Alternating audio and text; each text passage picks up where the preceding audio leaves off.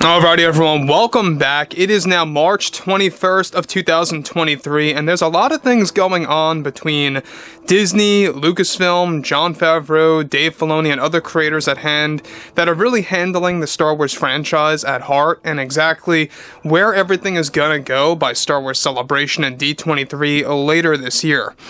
This is Mike Zero. Subscribe if you're new and like this video to see future Star Wars updates. I'm also on Twitter at Mike01. I thank you all so very much for the great and kind support. Now, given that, yes, George Lucas has a lot more privileges now over at Lucasfilm, all thanks to Bob Iger providing him those, privileges to actually take control over specific key points of the roadmap of the franchise, given that he is working hand in hand with Jon and Dave. The thing that really stuck out to me the most about what Jon and Dave, specifically Jon, recently said was he really alluded to and, really kind of put it out there that Sabine Wren is force sensitive and stuff like that. So there's a lot of things that they could accomplish in the Ahsoka Tano series, and a lot of fans have been talking about that recently. However, when it all dwindles down to what George is currently doing behind the scenes and exactly what he is about to do, with, of course, the future of the franchise involving the Skywalkers, is actually pretty impressive. Now, we know that Bob Iger has been granting a lot of key things to creators like Favreau, Filoni, Peyton Reed, even George, as well as others stepping on board to really take control over different aspects, right? Now, on top of this, alright, when you look at stuff like the franchise, and where it's heading, where it's going to pick up on Star Wars Legends and really adapting those into live action. With that being said, with creator George Lucas actively developing new Star Wars projects with both Jon and Dave right now, he recently was able to convince Disney to do something that was previously described to be impossible to achieve, or even green light for the fans. It's noted that Lucas recently got the official okay from Bob Iger and the Disney executives to expand the Skywalker family tree and bloodline in both live action and in the form of books. This was a long thing in development and held many conversations over the period of a couple of years, until recently Bob Iger now finally is allowing George to canonize many Skywalker characters from Star Wars Legends, and using them in different ways but staying accurate in spirit.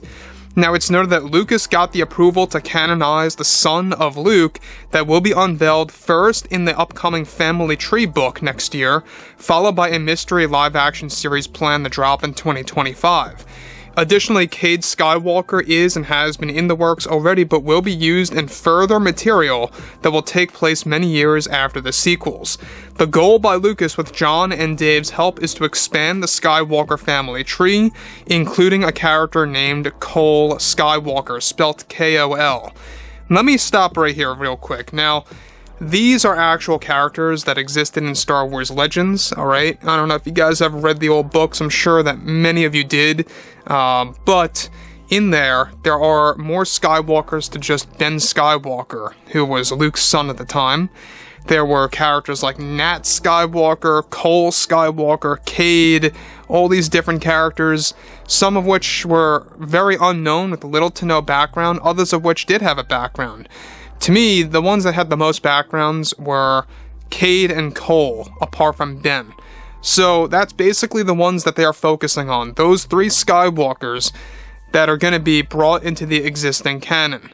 Now, obviously they can't name Luke Skywalker's son Ben Skywalker because there's already a Ben Solo that exists, so they don't want to confuse fans with that. So they're trying to create a new name for him, and exactly how they're going to go about doing that. Now, with that being, of course, put out there and said, we know that Bob Iger is very desperate at this point to really turn things around for the franchise. He wants to make sure that basically they are going to be using and cherry-picking almost all aspects of Star Wars Legends. That's going to give them endless material. And think about it, like Marvel, they have their comics, they have their graphic novels that they can choose from to make their movies. Basically, now what Bob Iger is looking to do is to give Star Wars the Marvel treatment. And not in the sense of making it like Marvel movies, don't, mistake it with that. But basically what Bob Iger wants to do is that he wants to draw from a lot of already existing material to be adapted into the form of live action. And that, to me, I think is very exciting.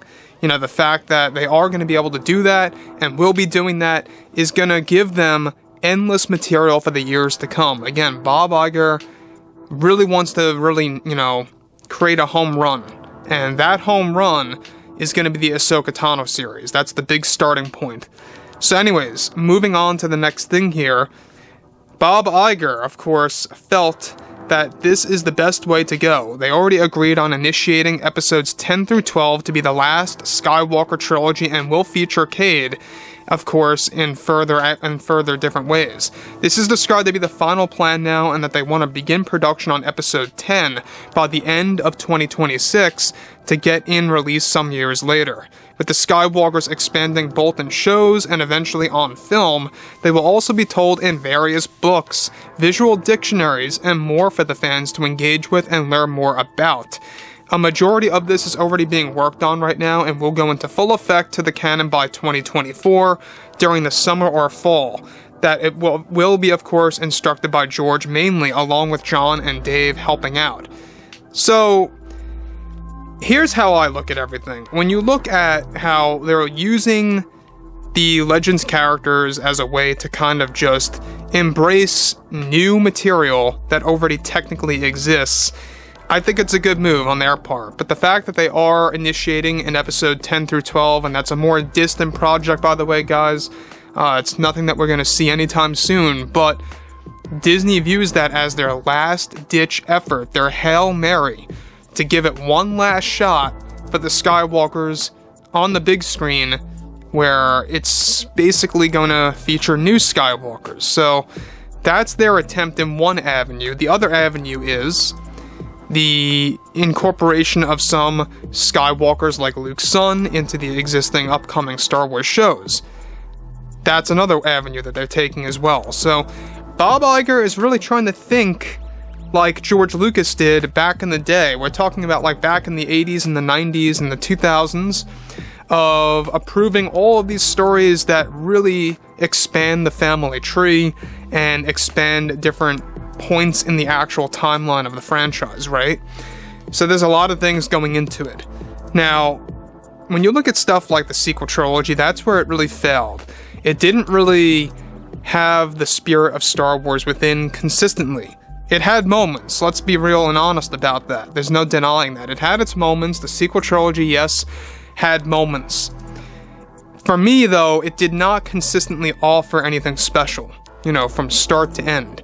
And that's what they have to work on when it comes to everything coming out from this point on forward.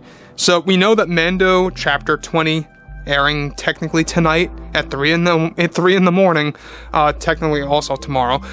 But there's going to be a lot of things going into it, even though it's going to be a short episode, so keep your eyes open. So anyways, guys, fill me in below in the comments what you guys have to say about what George got Disney and convinced them to canonize. And if you guys did enjoy the content for today, make sure to drop a thumbs up on this video to support the channel. I thank you all so very much for the kind support, and I'll catch you guys next time.